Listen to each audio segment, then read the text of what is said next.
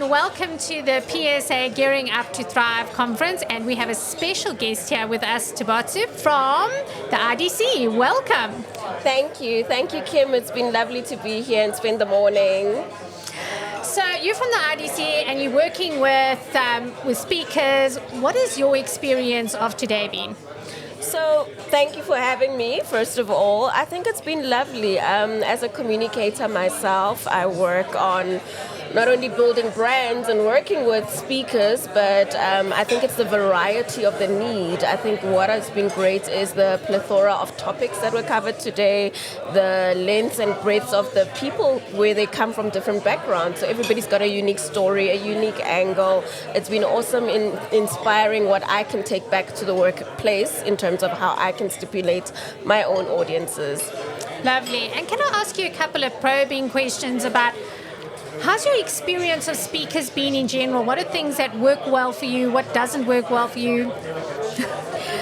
Interesting. So I'll speak broadly to when I do use speakers for my events and my thing. I think what generally works well is one, connecting with an audience. You can't go wrong with somebody who's able to connect to an audience. There's nothing as worse as somebody who's speaking without feeling the room or without relevance to what they're speaking about. Connecting to the audience, having an understanding of the market that you're serving. So not only the audience you're presenting to, but an understanding of who the audience either services or where the audience's background stems from. I think relevance is quite important. What doesn't work, to the opposite of connecting to the audience, is somebody that's just there to deliver from an ego place perspective, right? So some people are speakers, but they want to speak their story, but not have it connect. I think that's one of the things that kind of disappoint when you book someone like that. And then just being agile. So speaking is different, the audience is different, but sometimes things catch you off, right? The phone might ring, someone might step in late, or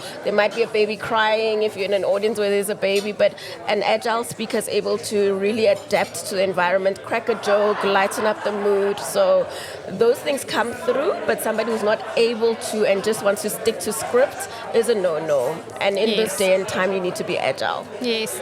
Yeah. And what does the next few months look like for you guys in terms of what you're going to be presenting to your audiences? What talks you're going to be needing? So very interesting because we're in a new season. We've just onboarded a new CEO who started a month ago. So we're literally giving her time to just onboard and be in the background. So we're going to be doing, we're going to go through strategy changes. And I think a lot of, especially state-owned entities are now in new financial year. So you kind of get into strategy mode. So on our side, it's one, a new CEO. We're going to look to do a first 100 days. What does that look like? Then we're going to look to rebrand according to the new strategy. That usually requires working with people who are more trendsetters or futurists, people who are strategy thinkers, people who know how to rally employees to then start working around strategy and aligning them to one topic, one theme. That's generally quite big. And then with new leadership also comes a new executive, which means there's usually getaways for leaders, so people who can convene conferencing from a think tank perspective. We usually do quite a bit of that. And then we're approaching Youth Month, lots of youth mentorship kind of conversations. So we run youth mentorship coaching sessions, so we usually like to get people in who can speak to the youth about either workplace professionalism or even just day-to-days of being a young person in this country and what are the opportunities. And then we obviously always go into Tourism Month, which is a big thing for us because we work across the sectors. And then Women's Month. We can't forget Women's Month. There's always, but I think for me, in the workplace, I always try to say, okay, it's Women's Month, but how about we look at the everyday woman. So I've just turned 40. The conversations I've been having in my circles is how the workplace doesn't prepare you for the perimenopause, for being a mother. And I think this year we're going to lift it a notch a bit and not be about work itself, because we're professionals, but the other side of being, whether it's a mom or just a woman that's aging in the workplace, because I don't think we have those conversations. And it's going to be interesting for us to find the right people who can talk to that.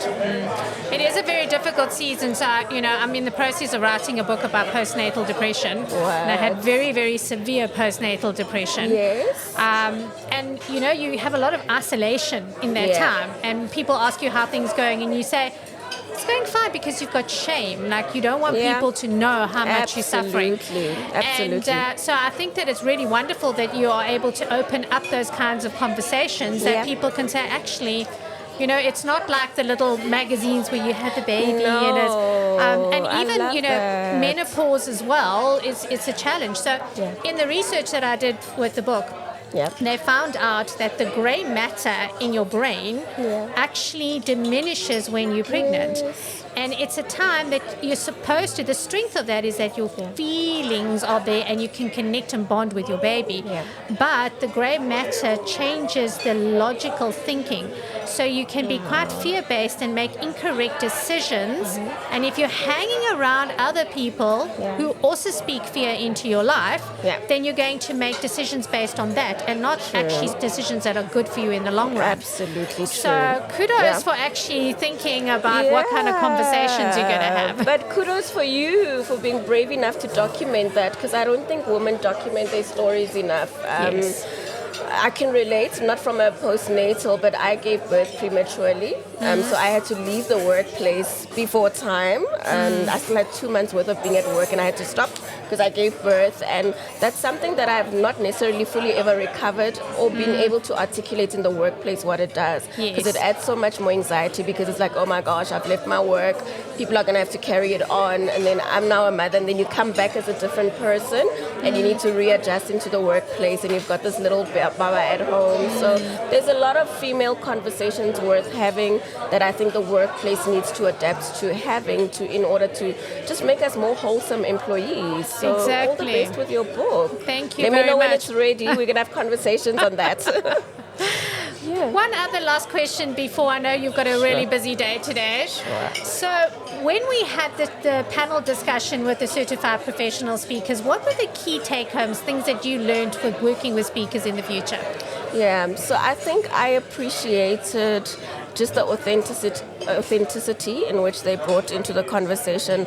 I loved the conversation about, two conversations that stood out for me.